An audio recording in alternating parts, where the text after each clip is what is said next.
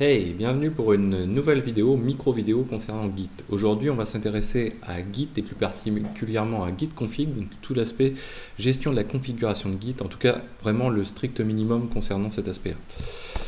Donc, où se fait la configuration dans Git? Elle peut se faire à différents endroits, soit dans etc /etc git config, et là dans ce cas la configuration qui est dans ce fichier va s'appliquer à toute la machine et à tous les utilisateurs de cette machine, soit dans votre home dans le .git config, et à ce moment là ça va s'appliquer à seulement un utilisateur mais tous les dépôts de cet utilisateur, soit sinon dans le répertoire de votre dépôt, dans le .git.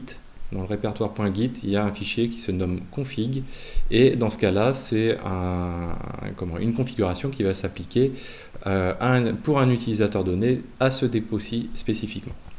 Les commandes qu'on va voir aujourd'hui, c'est git config-list qui va permettre de lister toutes les variables de configuration qui sont applicables dans le dépôt où vous vous situez, et git config-global qui permet de modifier ces éléments de variables. Alors, on va retourner donc dans notre on va retourner dans notre petite démo. Hop. De toute façon, on n'en a pas forcément vraiment besoin. Donc, si je fais un git config-list, vous voyez que j'ai des variables, ça c'est le strict minimum, on va dire à peu près au niveau des variables qui peut être enseignées. C'est aussi à cet endroit-là que sont enseignés les dépôts distants. Donc git C à partir de cet endroit-là, s'il y a un dépôt distant, à aller interroger et à pousser ou à tirer. Vous voyez que là, les deux principales variables qui sont extrêmement importantes, c'est l'email. Bon, ça c'est un peu moins important, mais surtout le name.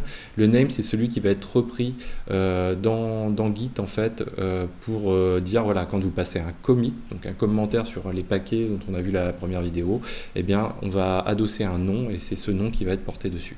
Si on veut faire une modification, on fait un git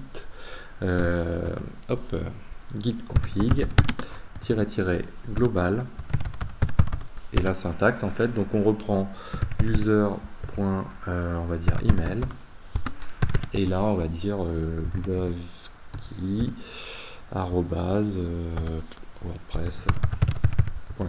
Allez, on va dire n'importe quoi. Et donc là, si je relance un git config-list, vous voyez que j'ai bien mon email qui a été modifié. Voilà pour ce qui est des modifications du git config. Vous pouvez aussi bien sûr modifier directement les fichiers.